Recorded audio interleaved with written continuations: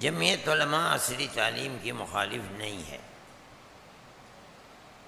لیکن یہ ضرور ہے کہ جمعیت علماء عصری تعلیم دنیاوی تعلیم خالص ایسی کہ جس کے اندر مسلمان بچہ دین سے نا آشنا اور نا واقف رہے، اس کی مخالف ہے جمعیت علماء۔ اسی لیے صباحی اور مسائی مکاتب کھولے گئے تھے، اور ہم آگے بڑھے۔ یہ لگنے لگا کہ اب ان 10 سالوں کے اندر ایسا لگا کہ گورنمنٹ کی یہ پالیسی بنے گی کہ بچہ 14 سال تک پہنچتے پہنچتے ہر بچہ چاہے وہ جہاں بھی رہتا ہو اسے 10ویں کو پاس کرنا ہے، جس کا مطلب ہے کہ عصری تعلیم ہر بچے کے لیے پڑھنا لازمی ہے۔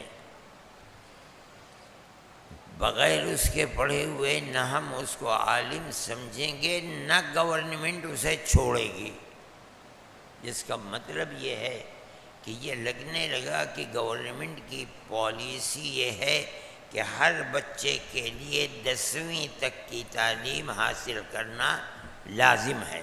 اب سوال پیدا ہوتا ہے کہ کس طرح ہوگا؟ ہمارا اپنا جو ایک نصاب تعلیم ہے وہ قرآن کے حفظ کے بعد 8 سال کا تعلیم ہے دارالعلوم دیوبند، اور اس کے منہج، اس کے طریقے کے اوپر جو لوگ چلتے ہیں انہیں 8 سال تک اپنی تعلیم کو پورا کرنا ہے۔ کیسے ہو بات؟ دونوں کو جمع کیسے کیا جائے؟ یہ ہم جانتے ہیں اپنے 83 سالہ تجربے کے بعد کہ دونوں ساتھ نہیں چل سکتے۔ دارالعلوم میں بیٹھ کر ہم نے غور و خوض کیا اور ہم ایک نتیجے پر پہنچے کہ اگر تعلیمی پالیسی وہ ہے کہ ہر بچے کو 10ویں یا 12ویں پاس کرنا ہی کرنا ہے تو دارالعلوم اس سے مستثنیٰ نہیں رہ سکتا۔ ہمیں اپنے بچوں کو وہاں اس عمر تک 10ویں یا 12ویں پاس کر لینا ہے۔ تو سوال پیدا ہوتا ہے کہ دنیا کی اس تعلیم اور دینی تعلیم کے ساتھ بچہ پڑھے کیسے؟ آپ حضرات مدرسوں سے فارغ ہیں، آپ حضرات خوب سمجھتے ہوں گے کہ طالب علم بالکل ابتدائی تعلیم یعنی نحو و صرف کی تعلیم کے ساتھ ساتھ دنیا کی تعلیم کو پڑھ کر اپنے آپ کو آگے بڑھا دے، یہ ممکن نہیں ہے۔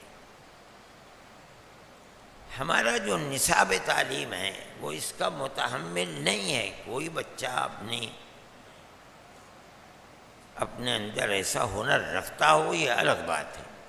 اس لیے ہم نے ایک بات طے کی اور خوب غور و خوض کر کے طے کی، اور یہ فیصلہ کر کے طے کی کہ آیا یہ ہو سکتا ہے یا نہیں ہو سکتا۔ جب ہم اور ہمارے بزرگ عصری تعلیم کے مخالف نہیں ہیں تو عصری تعلیم ایسا شجر ممنوع نہیں ہے کہ وہ مدارس اسلامیہ کے اندر داخل نہیں ہو سکتی ہے، ہم اسے کریں گے، لیکن ہم اپنا نظام تعلیم ایسا بنائیں گے کہ بچہ حفظ ناظرہ قرآن پڑھتا ہے، حفظ قرآن کرتا ہے، پھر اس کے بعد دور کرتا ہے، پھر اس کے بعد وہ فارسی پڑھتا ہے، فارسی کے سال جماعت کو پورا کر کے اب اس کے بعد وہ میزان میں داخلہ لیتا ہے۔ کم از کم 3 ساڑھے 3 سال اس کو ناظرہ اور حفظ قرآن میں لگ جاتے ہیں۔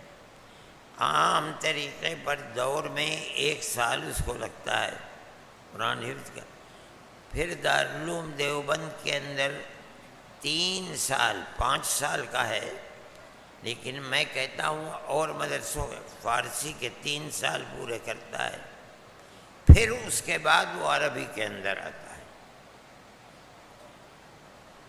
ہم یہ جانتے ہیں، اور چونکہ ہماری زندگی گزری ہے اسی تعلیم میں، کہ بچہ عربی درجات میں اور خاص طریقے پر ابتدائی 3 سالوں کے اندر ان کی ایسی اہمیت ہے کہ اگر طالب علم ابتدائی 3 سالوں میں کمزور رہ گیا، یعنی نحو و صرف کی تعلیم میں اس کو دسترس نہیں ہوئی، تو کوئی بھی پڑھانے والا پڑھا دے وہ اپنی زندگی میں تعلیمی اعتبار سے کامیاب نہیں ہو پائے گا۔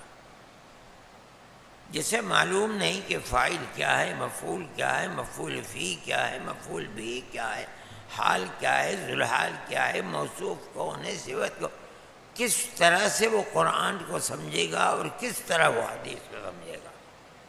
ہم نے بیٹھ کر کے یہ طے کیا کہ ہمیں اپنا نظام تعلیم ایسا بنانا چاہیے کہ ہم بچے کو میزان شروع کرنے سے پہلے 10ویں پاس کرا دیں۔ جب وہ عربی شروع کرے اور میزان کو شروع کرے تو اب اس کے ساتھ عصری تعلیم نہیں ہوگی، اس کو لے کر کے ہم آخر تک لے کر کے چلیں گے۔ جو پڑھے گا اس نہج پر پڑھے گا، اور دارالعلوم اسی نہج پر اس کو لے کر آگے بڑھے گا۔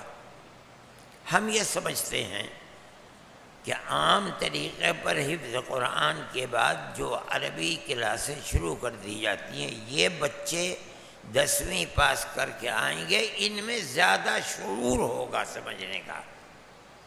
ہم اپنے بچے کو جب کہتے ہیں فعل ماضی، فعل مضارع، اس کی سمجھ میں نہیں آتا کیا ہے ماضی، کیا ہے مضارع، مستقبل کسے کہتے ہیں، اس لیے کہ اس نے کچھ پڑھا ہی نہیں، اسے تو حفظ پڑھایا گیا، حفظ کے بعد اس میں ڈال دیا گیا۔ اگر آپ اس کو یہ تعلیم دے کر کے 10ویں پاس کرا دیں گے، اس کے اندر شعور پیدا ہو جائے گا۔ اب ماں باپ اس کو صرف عربی لے کر کے چلائیں گے، تو پہلے ہمیں معلوم ہے، ہمارے پاس ریکارڈ موجود ہے کہ میزان 1 مہینے کے اندر ختم کر لی، 3 مہینے کے اندر نومید کو پورا کر لیا۔ آج ہم سوچتے بھئی یہ کیسے ہو گیا؟ اسی لیے ہو گیا کہ وہ بنیادی اصطلاحات جو آج ہم بچے کو پڑھا رہے ہیں، بچہ پہلے سے 10ویں تک پاس کر کے آئے گا، وہ ان اصطلاحات سے واقف ہوگا، ہمارے لیے سہولت ہو جائے گی۔